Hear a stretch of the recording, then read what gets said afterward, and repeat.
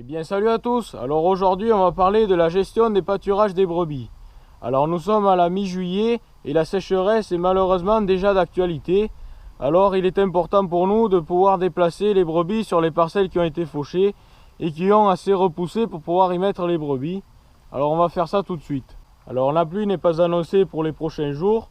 Alors ce qu'on va essayer de faire, c'est de faire un pâturage tournant et rapide sur chaque parcelle qui a été fauchée, pour éviter de trop les faire racler, puisqu'avec la sécheresse, elles pourraient ne pas repousser et la prairie pourrait perdre sa capacité à reproduire l'année prochaine. Alors ici, nous avons donc les 169 brebis qui ont été échographiées donc pour l'agnelage de septembre. Les simples et les doubles sont mélangés. On les triera plutôt au mois d'août dans le dernier tiers de gestation. Alors on leur a placé des seaux à base d'ail que vous voyez ici pour lutter contre les mouches et les tiques.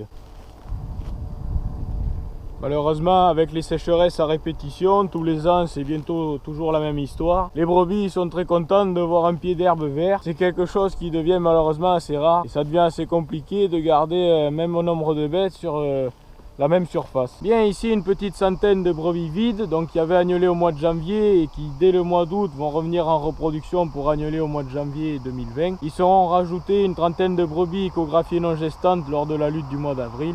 Ici, le parcours est totalement épuisé, il n'y a plus beaucoup d'herbe. Je leur donne déjà du foin donc dans leur petite grangette pour qu'elles se complètent. Il y a une parcelle de sorgho à côté qui a du mal à pousser à cause des grosses chaleurs.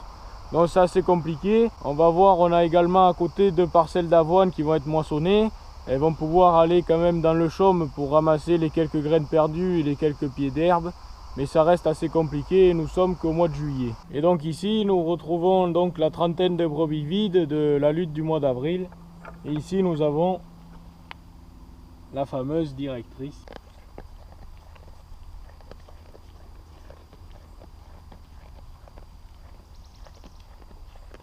La brave bébête, c'est la brave bébête. Alors avec la chaleur, généralement les brebis vont plutôt manger la nuit. Alors on essaye de leur placer la tonne à eau à l'ombre dans un endroit frais. Et elles y passent la plupart du temps de leur journée. Comme ça elles ont l'eau à proximité. Bien, alors derrière moi se trouve le lot d'agnelles qui sont nées au mois de septembre l'année dernière. Alors elles sont un peu en apprentissage, c'est leur première sortie. Idéalement, il aurait fallu les garder vraiment autour de la ferme pour pouvoir les surveiller facilement. Bon là, elles sont pas très loin, elles sont à 200 mètres environ de la ferme. On vient les voir 2 à 3 fois par jour. C'est pas rare en venant les voir qu'il y en ait une ou deux qui soient accrochées au grillage. Malheureusement, des fois on en a eu de pendus, ça arrive. C'est un peu innocent, c'est un peu bête on va dire. Alors on essaie quand même de mettre 2 ou 3 brebis anciennes pour essayer de les guider. Mais c'est pas facile pour elles de guider tout le troupeau. Vous voyez ici, c'est 10 h du matin, il fait déjà bien chaud. Et au lieu de se mettre à l'ombre, elles restent en plein soleil. Bien, donc nous profitons aussi d'avoir quelques parcelles autour de la ferme qui ont bien repoussé suite à la fauche. Alors ici, le 5 fois a bien repoussé. Donc on a décidé d'y mettre les brebis doubles, donc celles qui ont 2 agneaux. Et dans une autre parcelle où l'herbe est un peu moins présente, on y met les simples. Donc pour essayer d'équilibrer logiquement la ration en fonction du nombre d'agneaux des brebis. Alors on va les mettre à peu près dans les parcelles 2 h le matin et 2 h le soir. Et la journée et la nuit elles seront avec leurs agneaux. Donc pour qu'ils têtent tranquillement. Bien, alors derrière moi on retrouve le lot de brebis simples. Alors leurs agneaux sont logés dans le tunnel qui est ici. Et pour rentrer les brebis on a juste à passer devant. Donc c'est très pratique quand on a les parcelles autour de la ferme pour rentrer et sortir les brebis, ça simplifie le travail. Ici vous voyez que le sainfoin est un peu moins abondant que dans l'autre parcelle, il reste quasiment que des graminées, à savoir du régras et du dactyle. Et cette alimentation conviendra bien pour les brebis simples, on préfère mettre les brebis doubles là où il y a une meilleure herbe. Bien, alors ici cette parcelle a été semée donc au printemps 2017, elle a plus ou moins 2 ans. Alors le sainfoin a quasiment tout disparu pour une seule et bonne raison, à savoir que cette parcelle communique avec le tunnel qui est ici. L'appentis que vous voyez là où on met également des brebis et un autre appentis qui est là-bas. Alors pendant l'hiver on y met les brebis pour pouvoir mettre les bottes de foin donc dans le paddock. On met les brebis dans le champ pour être plus tranquille pour passer avec le tracteur. Et malheureusement le sainfoin déteste être surpâturé. Et pendant l'hiver la moindre repousse est grignotée par les brebis. Et au printemps donc on s'est aperçu que le sainfoin avait du mal à reprendre. Ici on n'a que quelques pieds perdus vous voyez, qui n'est plus très épais. Bien, alors à cette période nous avons la chance d'avoir toutes nos brebis à l'extérieur, donc ce qui nous diminue un peu le travail d'astreinte, c'est surtout de la surveillance de troupeaux donc à l'extérieur. Uniquement les agneaux de ces 2 lots de brebis sont à l'intérieur à l'engraissement, donc ils mangent leurs granulés et leurs pailles pour ruminer.